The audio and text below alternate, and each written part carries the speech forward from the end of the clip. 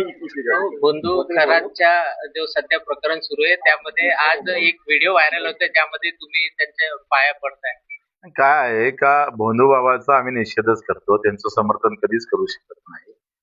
आणि कार्यकर्त्यांना आम्हाला मंदिरात नेलं, महादेवाचं मंदिर होतं, महादेवाच्या मंदिरात ते भोंदू बाबा तिथं होते, त्यांनी माझा सत्कार केला, फेटा बांधला.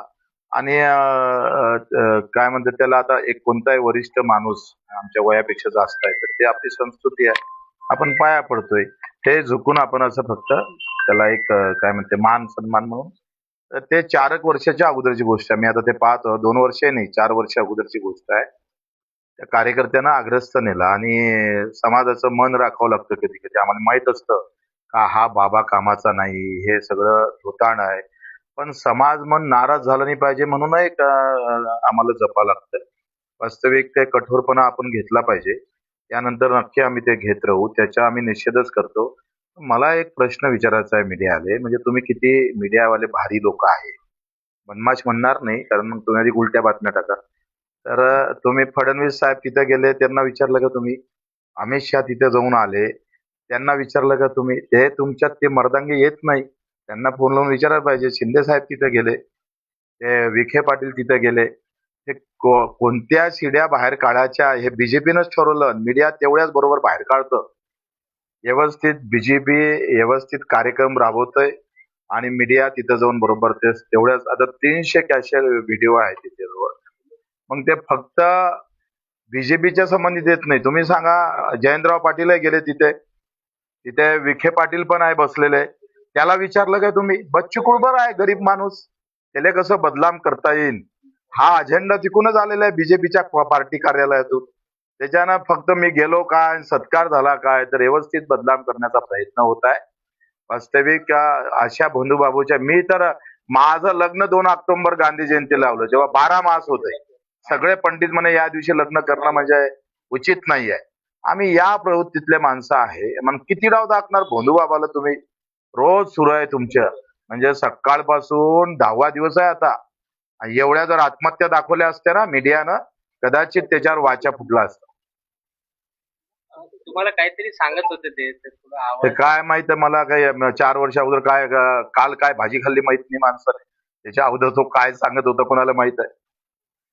स्वराज्य तिथे जेवढी लोक गेले त्या सगळ्यांची मंत्र्यांचे राजीनामे घेतले पाहिजे अशी मागणी होत आहे. संतांचा महाराष्ट्र कुठेतरी बुवाबाजीच्या मागे जात आहे. अरे राजा, तो बुवाबाजी आता माहित पडला ढोंगी आहे म्हणून, अगोदर थोडा माहित होता.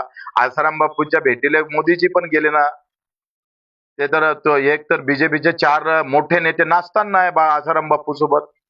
आता ते पंतप्रधान आहे, त्याचा राजीनामा पहिले नाही घ्यायला का? ते झाकून ठेवायचं आणि हा राजीनामा घ्यायचा आहे. हा त्याच्यात प्रत्यक्ष सहभागी असत.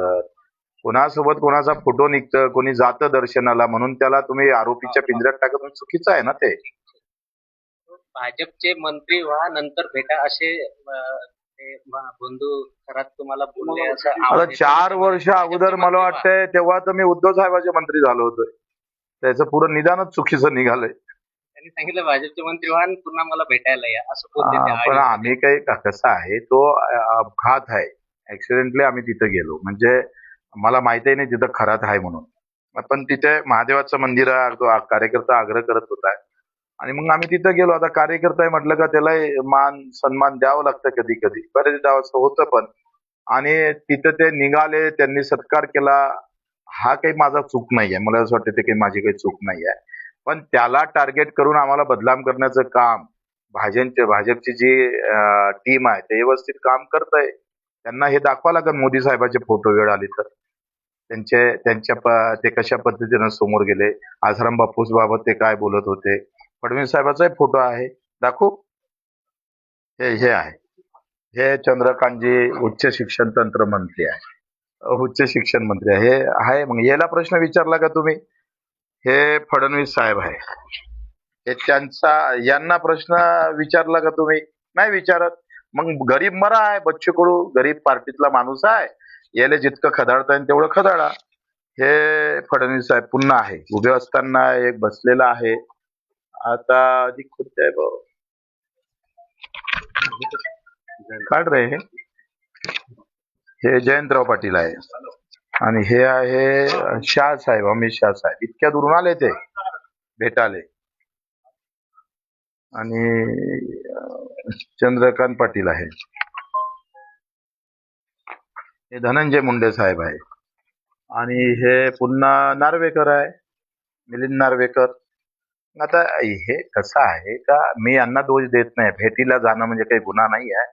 आता लोकांच्या मनामध्ये काही गोष्टी असतात आणि बऱ्याच गोष्टी आपल्याला न पटत करताना एखादी गोष्ट हो म्हणावं लागतं, नाही तर विरोध घ्यावा लागतो. तर असं जर पाहिलं ना तर मला वाटतं हे तर खरं तर एकदाची चाळणी होणं गरजेचं आहे सगळ्या धर्मातली. का हे असल्या प्रकारचे नाटकं हे सगळे उद्ध्वस्त करून टाकले पाहिजे. ही जी भोंदूगिरी आहे, जे जे मठ बांधले गेले मोठे मोठे, जिथे काही भोंदूगिरी चालतं ते सगळे नष्ट केले पाहिजे. एक कार्यक्रम हाती घेतला पाहिजे, कुठल्याही धर्मातलं असू दे.